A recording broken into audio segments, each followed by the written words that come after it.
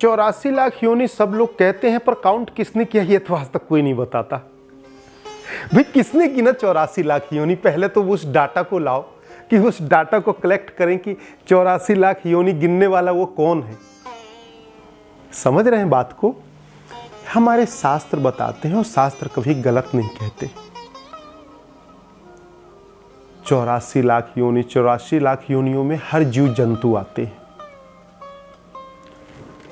छोटे कीड़े मकोड़े, चींटी, जो सीजनेबल निकलते हैं जीव जंतु, वो भी 84 लाख में आते हैं। कुछ योनियां तो ऐसे हैं, देखो यदि जीव आत्मा की बात करें तो मिट्टी से उपजते हैं। अब कई बार आप लोग कोई चीज को रखते हो उसमें भी कीड़े पड़ जाते हैं, उसमें तो जीव आत्मा है, तभी वो मूवमेंट में है ना। जीव तो उपज कहा जाए यदि या काट सत, तो आप यदि कोई मनुष्य है जिसके अंदर दुर्गंध आए पसीना, तो उसमें भी एक वो छोटे छोटे जीव से आ जाते हैं, पैदा हो जाते हैं। तो इस प्रकृति में ही जीव है और इस प्रकृति में ही उत्पत्ति जीव की है। परंतु सब जीव आत्मा अपने कर्म को प्रधान नहीं बना पाते। हर जीव के ऊपर प्रकृति के नियम तय हैं कि वह जीव योनि में मरा, मरने के बाद उससे अगला योनि इस कीड़े का मिलेगा, इस मकोड़े का मिलेगा, फिर इसके बाद यह मिलेगा, फिर वह जीव जंतु बनेगा, फिर वह सर्प बनेगा, बिच्छू बनेगा। एक जीव जंतु का एक प्रोसेस है।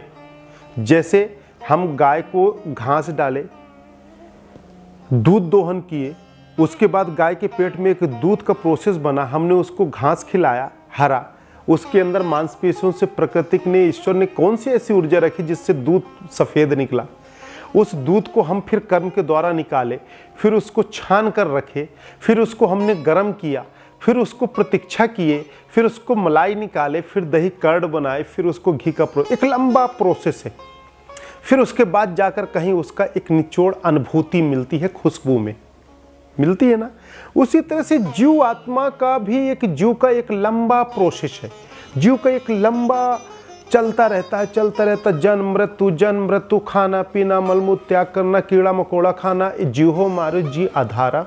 एक जीव दूसरे जीव का हनन करते हुए काफ़ी वर्ष लग जाते हैं, करोड़ों वर्ष लग जाते हैं। काफ़ी समय के एक लंबा प्रक्रिया के बाद हमें कर्म की दुनिया में शुभ अवसर प्राप्त होता है, मानव जीव योनि।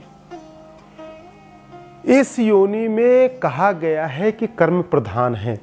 इस योनि में हम आने के बाद अच्छा कर्म करके देवत्व की प्राप्ति कर सकते हैं। देवत्व के बाद हम ईश्वरत्व की प्राप्ति होकर ईश्वर में एक प्रकाश पुंज में विलीन हो सकते हैं, और उसके बाद हम इस जन्म मृत्यु के रहस्य से, चंगुल से मुक्त हो सकते हैं, और ये पीछे का प्रोसेस समाप्त हो जाता है।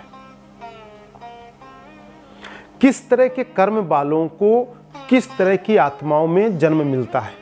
देखिए, जात पात तो ये बात की चीजें हैं, कर्म के अनुसार लोगों का मान्यता के अनुसार है। मैं मानता हूं कि मानव जीवन श्रेष्ठ है, मानव धर्म सबसे श्रेष्ठ है, मानवता ही सबसे बड़ा धर्म है, और मानवता ही सबसे बड़ा ज्ञान है। एक दूसरे को समझना ही सबसे बड़ा कर्म है हमारा।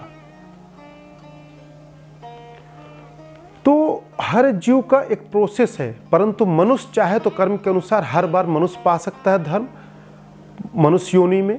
यदि वह नहीं चाहता तो हर बार उसका जन्म होते होते एक प्रोसेस के बाद वह पीछे की योनियों में भी कई बैक हो जाते हैं। फिर नीचे जन्म लिए, फिर दरिद्रता में जन्म लिए, दरिद्रता के बाद और हीनता में लिए, फिर उसके बाद वह मनुष्य होकर भी मनुष्य नहीं राक्षस प्रवृत्ति रहते हैं कि अपने मनुष्य प्राणी को, मनुष्य कर्म को न समझ पाएं, कर्म से विहीन हो जाते हैं। फिर उसके बाद और नीचे गए, उसके बाद और नीचे गए, अब फिर वही कीड़े मकोड़े की योनियों में भी प्रोसेस बैक की ओर चले जाते हैं। पर ऐसा बहुत कम ही हो पाता है।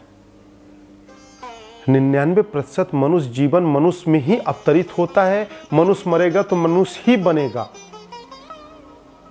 आम के फल में आम ही लगता है, आम के फल में बिही का फल नहीं होता है, आम के फल में आपको पपीता नहीं मिलेगा। अब ये बात अलग है कि वैज्ञानिक पद्धति से आजकल वो ब्रीडिंग वाला एक प्रोसेस हो गया है, जिसमें कि हम दूसरे पेड़ को कट करके लगा सकते हैं और उससे दूसरा फल भी उग सकता है।